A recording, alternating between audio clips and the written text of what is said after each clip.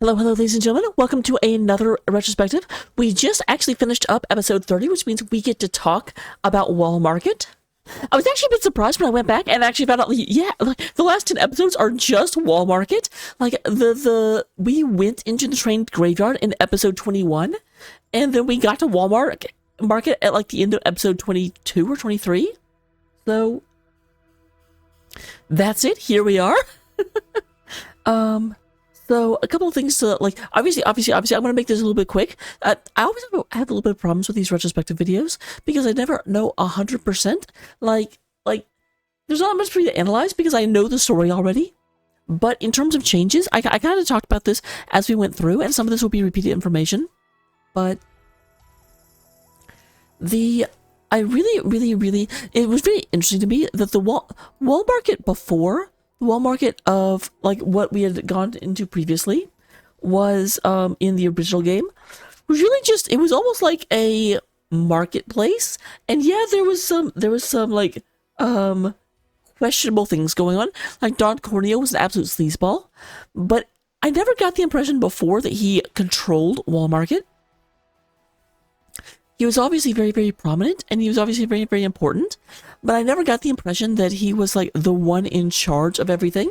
And this time they're very much like, no, this is the one area that Shinra does not control. This is Don's area. It's also interesting, but before I kind of felt Don was a Shinra employee, and maybe we'll get back to that. I definitely know that he kind of, like, went off into hiding, and Shinra went to go track him down in the original game. It was interesting. I always thought Wall Market was a play on Walmart. In fact, that you can get anything there. And now it turned into, like, CD Vegas, basically. With, like, every single shop seems to be a little bit sus. Because you've got, like, the skincare shop. And, like, the dance hall and the Honeybee Inn.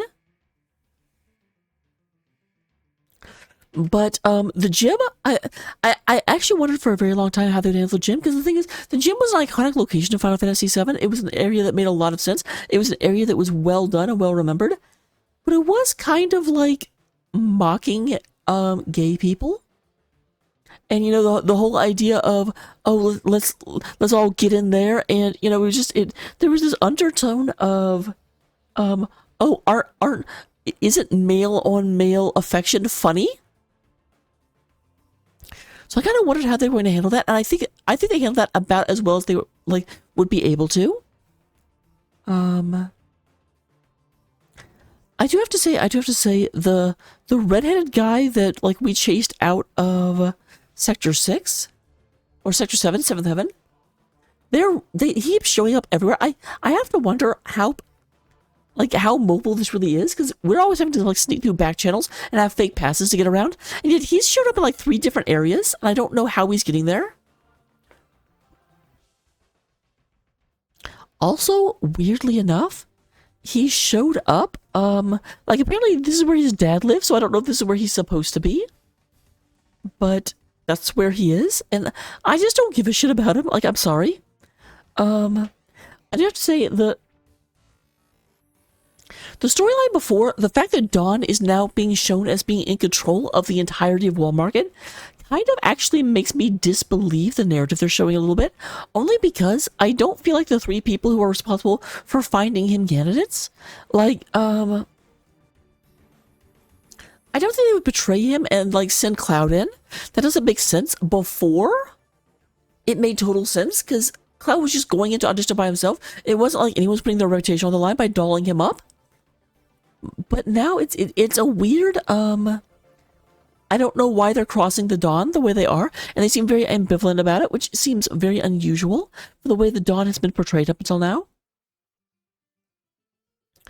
And I know I said this as I was playing, I absolutely loved and adored the Hell House. Like, the Hell House was such an iconic enemy for me, such an iconic encounter, such an iconic memory of Final Fantasy VII.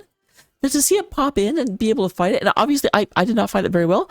I got smattergasted, but still, very much. I appreciate the way they brought it back, because I didn't know how they would do it, because it was just such an outlandish and ridiculous enemy.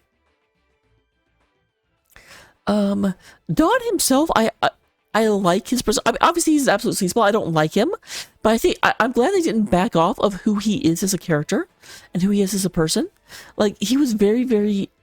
It was enjoyable to plot against him, and it will be enjoyable when we get to the Yuffie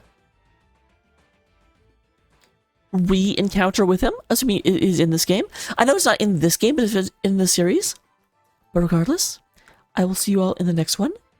Thank you very much. I know this is a very short video. There's not a whole... that was the thing. A lot of episodes were spent with a lot of eye candy and a lot of amazement. I did love the cloud dancing sequence, but in terms of plot and analysis, there's really not much to analyze. So, I'm not, and you can't make me. Bye-bye.